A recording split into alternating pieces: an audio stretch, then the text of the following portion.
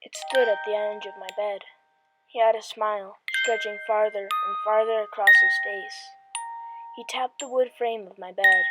Not able to move, I could only stare at him, tilting his head as if my tears fascinated him. His blood-stained teeth reeked of freshly eaten carcass. My little brother lay on the floor in a pool of his own blood. A scream frozen on his face, his cold hands clawing the floor. The monster reached a finger to me. Drops of blood stained my blanket. His eyes resonated aglow. Blood streaming from his eyes. A cut laced into his skull. With a sudden burst of energy, I rolled out of my bed and looked at the monster to see him frozen in place, except for his eyes trained on me. He exhaled a ghastly breath and closed his eyes and clawed a line into my wall. I pushed myself back towards the door. It didn't move. It clawed another one next to it. By the time I got to the door, I realized what it was doing. There were 4 lines with a 5th striking through them all. Tally marks. He's counting. I stood up and ran down my hallway. I ran into my parents' room to wake them up.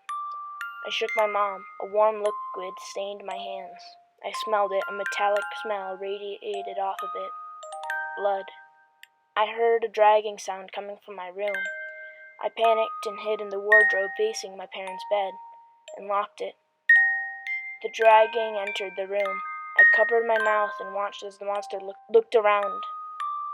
I peeked through the keyhole.